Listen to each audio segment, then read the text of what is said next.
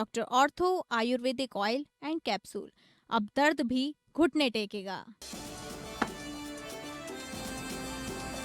झारखंड में जेपीएससी परीक्षा धांधली के खिलाफ आंदोलन के बीच राहुल गांधी ने सीएम हेमंत सोरेन को लिखी चिट्ठी। राहुल गांधी ने मुख्यमंत्री हेमंत सोरेन को छात्रों से व्यक्तिगत रूप से मिलने का दिया सुझाव। वहीं बीजेपी ने राहुल गांधी के रांची नहीं आने पर उठाए सवाल।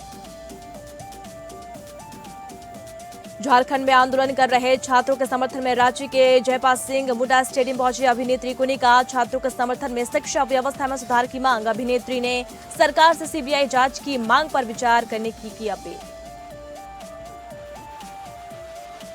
जन स्वराज के संस्थापक प्रशांत किशोर ने बिहार विधानसभा के सदस्य के रूप में ली शपथ। शपथ लेने के बाद पीके का बयान, सदन का सदस्य बनना मेरे लिए गौरव की बात। सदन में बिहार के विकास और जन सरोकार से मुद्दों को प्रमुखता से उठाएंगे।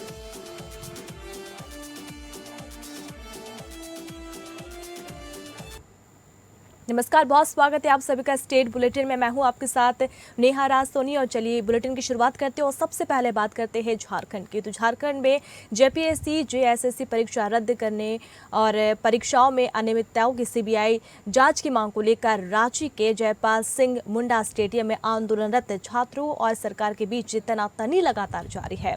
हालांकि अब लोकसभा के नेता प्रतिपक्ष और कांग्रेस सांसद राहुल गांधी ने मुख्यमंत्री हेमंत सोरेन के नाम चिट्ठी लिखकर उन्हें छात्रों से मिलने का सुझाव दिया है। दरअसल चिट्ठी में नेता प्रतिपक्ष ने ये कहा है कि झारखंड के छात्र अभी तक शांतिपूर्ण ढंग से आंदोलन कर रहे हैं और ये उनका लोकतांत्रिक अधिकार है, इसलिए कांग्रेस ने उन्हें अपना समर्थन देने का निर्णय लिया है। तो वहीं सरकार द्वारा की जा रही जांच की कार्रवाई का भी सम्मान करते हुए कांग्रेस सांसद राहुल गांधी ने सीएम को इस बात से अवगत कराया है कि छात्रों की चिंताओं के हल के लिए झारखंड सरकार की प्रतिबद्धता को मजबूत करने के लिए मुख्यमंत्री को खुद आगे आकर प्रदर्शनकारी छात्रों से बात करनी चाहिए।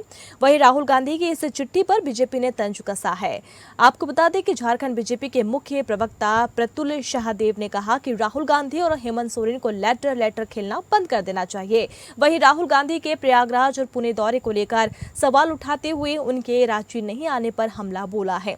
साथ ही प्रतुल ने कहा कि सरकार को चाहिए कि छात्रों की सभी मांग को मानकर धरना प्रदर्शन समाप्त कराया जाए। गौरतलब है कि पिछले 24 दिनों से आंदोलन कर रहे छात्र अपनी मांगों को लेकर अड़े हुए हैं और मांगे नहीं माने जाने पर 20 अगस्त को मुख्यमंत्री आवास का घेराव करने की भी घोषणा की है।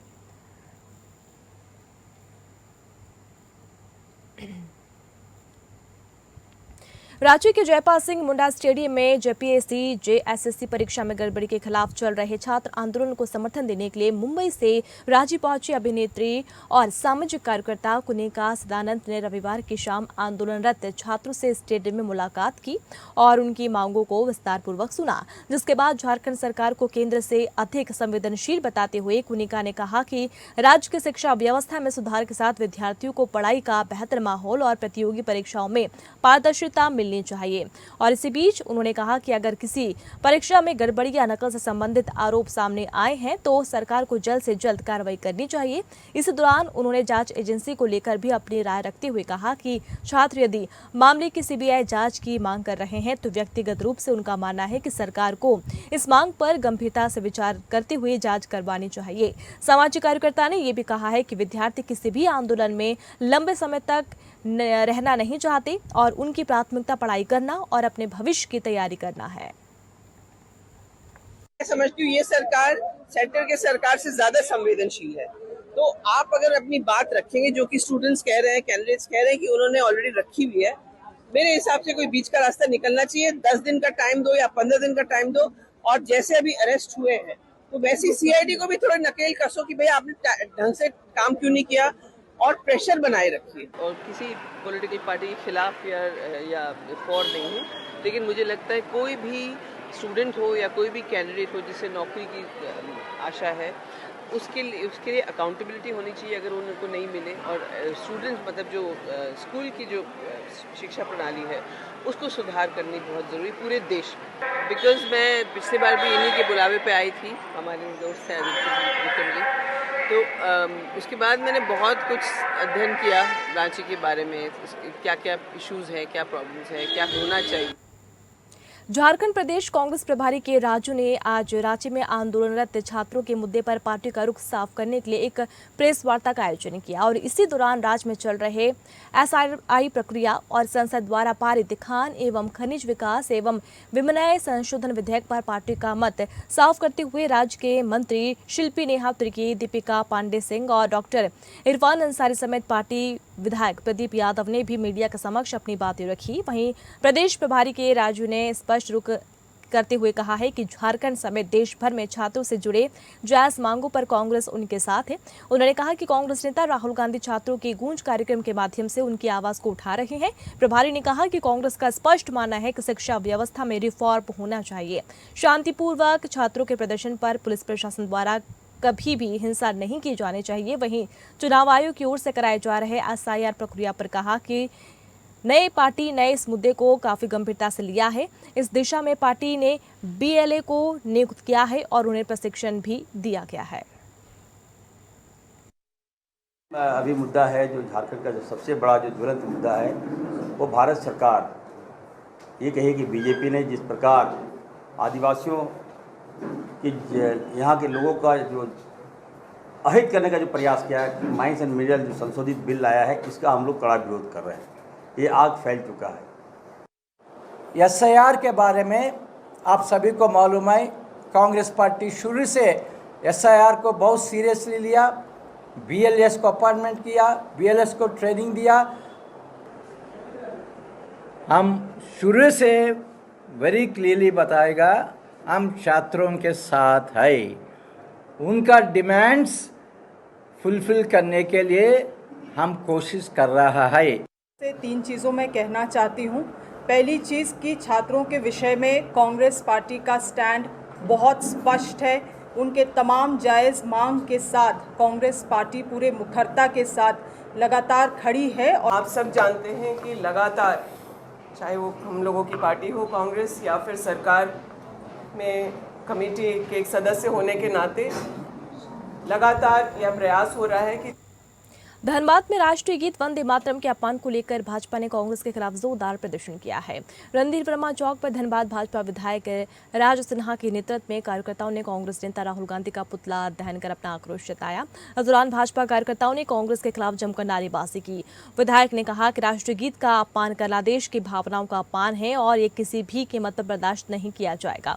उन्होंने आरोप लगाया कि कांग्रेस ने देश की संस्कृति और राष्ट्रीय भावना को ठेस पहुंचाई है। दरअसल कांग्रेस कार्यालय में झंडा वंदन के दौरान वंदे मातरम बजाया जा रहा था। भाजपा का आरोप है कि इस दौरान बातचीत होती रही और वरिष्ठ नेताओं के इशारों के बाद गीत को पूरा होने से पहले ही रोक दिया गया। आज राहुल गांधी का पुतला दहन भारतीय जनता युवा मोर्चा के कार्यकर्ताओं ने किया और जिस प्रकार से पूरे देश ने, दुनिया ने देखा कि हमारा जो राष्ट्रीय गीत है वंदे मातरम, उस गीत का अपमान किया कल कांग्रेस पार्टी के कार्यालय में राहुल गांधी, खड़गे जी और सोनिया गांधी जी ने। यह राष्ट्रगीत का अपमान का हम विरोध करते हैं। यह जो बंकिम चंद्र चटर्जी जी ने जो राष्ट्रगीत लिखा था और 150 वर्ष के बाद पहली बार हम लोगों ने देखा कि संसद भवन के अंदर भी राष्ट्रगीत गाया गया। कल लाल किले पर झंडोत्तोलन के समय प्रधान जी के मंत्री के द्वारा उस समय भी राष्ट्रगीत हुआ और कांग्रेस पार्टी ने, यह इनका इतिहास रहा है, हमेशा से राष्ट्रीय अपमान करने का काम किया है। चाईबासा में सदर थाना क्षेत्र के रानी सती मंदिर से दान पेटी चोरी करने वाले कुम्हार टोली निवासी सोमा आंगरिया राहुल आंगरिया को चाईबासा पुलिस ने 24 घंटे के अंदर ही गिरफ्तार कर लिया है। गिरफ्तारी के बाद सोमा के पास से पुलिस ने पैसे और एक लोहे के सब्बल और दान पेटी बरामद की है। इस आरोपी को पकड़ने के लिए चाईबासा पुलिस अधीक्षक के निर्देश के बाद एक टीम गठित कर अनुमंडल पुलिस पदाधिकारी के नेतृत्व में छापामारी की गई और आरोपी सोमा आंगरिया को गिरफ्तार कर लिया गया है। फिलहाल उसे जेल भेज दिया गया। थाना क्षेत्र अंतर्गत रानी सती मंदिर में एक चोरी की घटना घटित हुई थी। इस संबंध में दिनांक 14/8/26 को वादी संदीप तिवारी के आवेदन पर सदर थाना कांड संख्या 77/2026 दर्ज किया गया था इसमें मंदिर में लगे सीसीटीवी के फुटेज के आधार पर उसकी पहचान करते हुए सोमा अंगरिया उर्फ राहुल अंगरिया ग्राम हाकागोई थाना मनोहरपुर पर मामला दर्ज किया गया था। तो उसमें आरोप था कि मंदिर में जो दान पेटी रखी हुई है उसे वो सबल की सहायता से मंदिर का दरवाज़ा तोड़ते हुए उस पेटी को निकाल करके ले गया, जिसमें 10 से 15 हज़ार रुपये थे। इस संबंध में वरीय पदाधिकारी को अवगत कराया गया और एसपी चाईबासा के निर्देश पर एक विशेष टीम का गठन किया गया। सावन के तीसरे सोमवार और नागपंचमी के शुभ अवसर पर राजधानी रांची में भगवान शिव और माता पार्वती की कथा और प्रस्तुति का अनोखा संगम देखने को मिला है।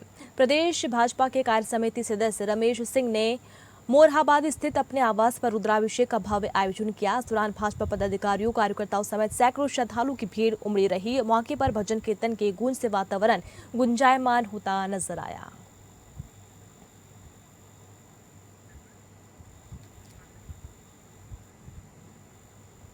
और चलिए रुक करते हैं बिहार का। जदयू में हर सप्ताह जनता दरबार का आयोजन किया जाता है। आज ग्रामीण विकास विभाग से जुड़े मामलों को लेकर जनता दरबार लगा, जिसमें मंत्री श्रवण कुमार ने कई अहम मुद्दों पर अपनी बात रखी है। श्रवण कुमार ने कहा कि जनता दरबार में बिहार के अलग अलग हिस्सों से लोग अपनी समस्या लेकर पहुंचते हैं। सबसे ज्यादा मामले जमीन से जुड़े होते हैं, जिसमें प्रशासनिक अधिकारियों और सीओ से संबंधित शिकायतें भी शामिल रहती है। उन्होंने कहा कि जो भी व्यक्ति मामले में संलिप्त पाया जाता है उनके खिलाफ कार्रवाई की जाती है और शिकायतों का समाधान कराने का प्रयास किया जाता है।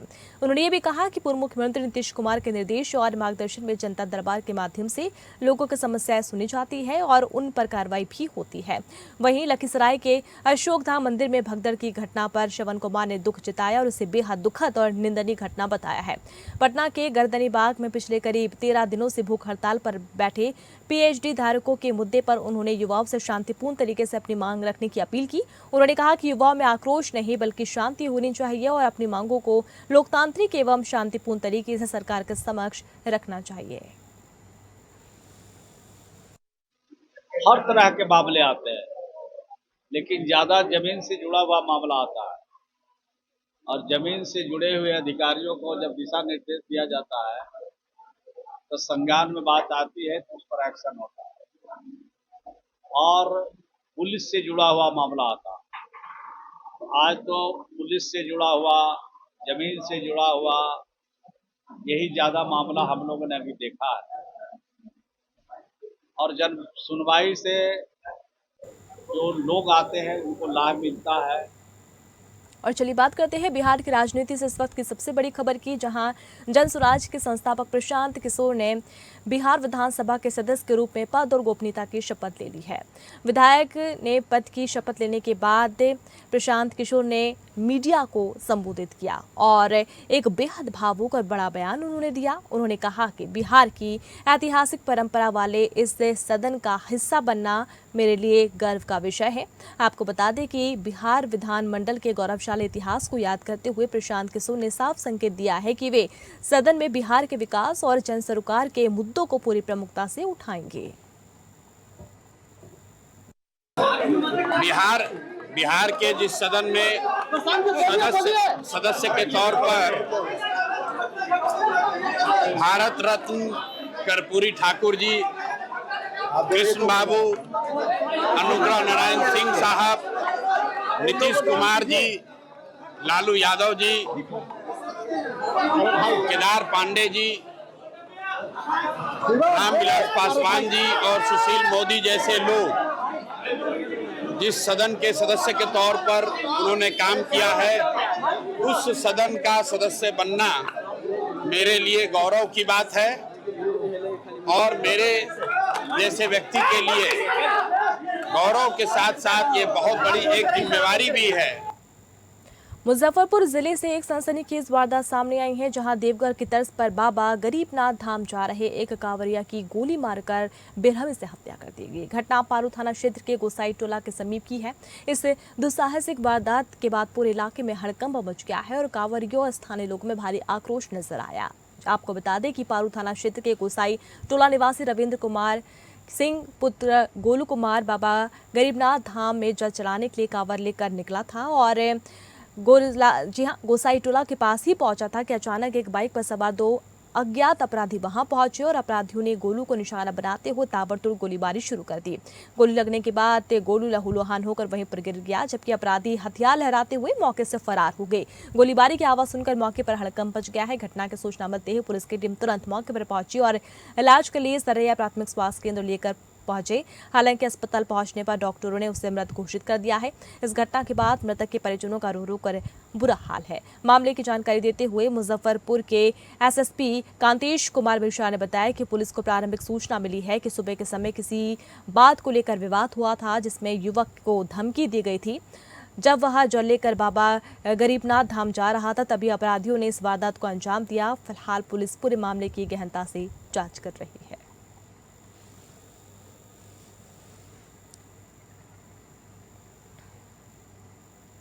छत्तीसगढ़ के मुख्यमंत्री विष्णुदेव साय ने पूर्व प्रधानमंत्री भारत रत्न अटल बिहारी वाजपेयी की पुण्यतिथि पर राजधानी रायपुर स्थित मुख्यमंत्री निवास परिसर में उनकी प्रतिमा पर पुष्पांजलि अर्पित कर श्रद्धा पूर्वक नमन किया। मुख्यमंत्री साय ने अटल जी के विराट व्यक्तित्व, राष्ट्र सेवा और छत्तीसगढ़ निर्माण में उनके ऐतिहासिक योगदान का स्मरण किया। मुख्यमंत्री साय ने कहा कि अटल जी छत्तीसगढ़ के निर्माता और प्रदेशवासियों की भावनाओं को सम्मान देने वाले महान राष्ट्रनायक थे। छत्तीसगढ़ राज्य का निर्माण उनके दूरदर्शी नेतृत्व, दृढ़ संकल्प और संवेदनशील सोच का परिणाम है। उन्होंने इससे अंचल की भौगोलिक विशिष्टताओं, विकास की आवश्यकता और पृथक राज्य की वर्षों पुरानी जन आकांक्षाओं को समझा और प्रधानमंत्री के रूप में उसे साकार किया।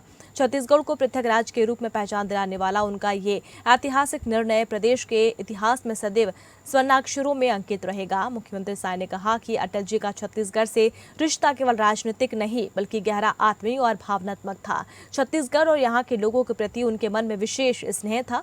साय ने अटल जी के साथ अपनी स्मृतियों को साझा करते हुए कहा कि उन्हें स्वयं भी श्रद्धेय अटल जी का स्नेह, आशीर्वाद और मार्गदर्शन प्राप्त करने का सौभाग्य मिला। उनके साथ जुड़ी अनेक आत्मीय स्मृतियां आज भी उनके मन में जीवंत है। अटल जी का स्नेह और उनका मार्गदर्शन उनके जीवन की अमूल्य स्मृतियों में है, जो उन्हें जनसेवा के पथ पर निरंतर प्रेरित करता है।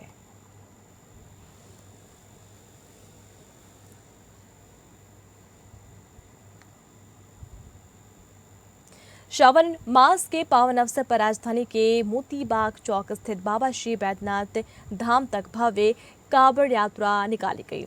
आयोजक एवं यात्रा के नेतृत्वकर्ता अमित चिमनानी ने बताया कि यात्रा न्यू राजेंद्र नगर स्थित उनके निवास से निकाली गई। बच्चे, बुजुर्ग, महिलाएं सभी ने कांवड़ यात्रा में भाग लेकर यात्रा को महत्वपूर्ण बनाया। यात्रा में भगवान शिव और नंदी की झांकी और भव्य शिवलिंग भी आकर्षण का केंद्र रहा। यात्रा के स्वागत में जगह जगह पुष्प वर्षा और आतिशबाजी की गई। अमित चिमनानी ने बताया कि श्रद्धालुगण ने 7 नदियों का पवित्र जल लेकर यात्रा की और उसके बाद इस पवित्र जल से शिव अभिषेक किया। यात्रा की शुरुआत कांवड़ पूजन से की गई। इसके बाद महाकाल की आरती के साथ यात्रा की शुरुआत हुई। यात्रा समाप्ति के बाद विधिवत जल अभिषेक कर छत्तीसगढ़ की खुशहाली की प्रार्थना की गई।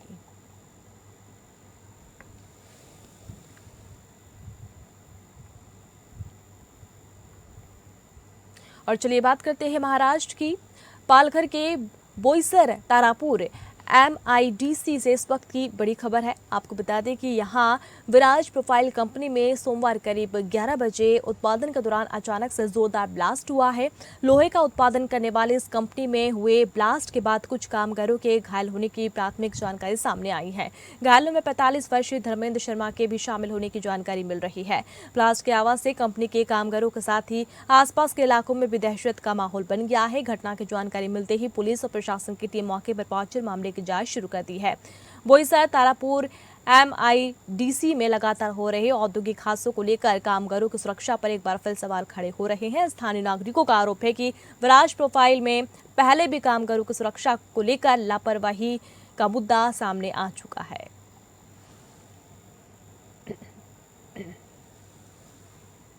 MIDC में विराज स्टील इंडस्ट्री यूनिट में आज सुबह 10:30 पौने 11 के आसपास एक ब्लास्ट की घटना सामने आई। घटना होते ही तुरंत बोईसर पुलिस स्टेशन के इंचार्ज, उनका स्टाफ, SDPO बोईसर और सब ऑफिसर स्पॉट पे रवाना हुए। स्पॉट पे पहुंचने के बाद ये जानकारी मिली कि ब्लास्ट फर्नेंस में 4 नंबर के ब्लास्ट फर्नेंस में ब्लास्ट होने की वजह से वहाँ पे एक वर्कर जो है क्रेन ऑपरेटर, उसको माइनर इंजरी हुई है। जिसको बर्न इंजरी हुई है और उसको स्टारलाइट हॉस्पिटल में एडमिट किया गया है। बाकी सारे वर्कर्स सेफ है, उनका हेड काउंट लिया गया है और आगे की जांच चल रही है। और इसी के साथ इस बुलेटिन में इतना ही। आप बने रहिए हमारे साथ। नमस्कार।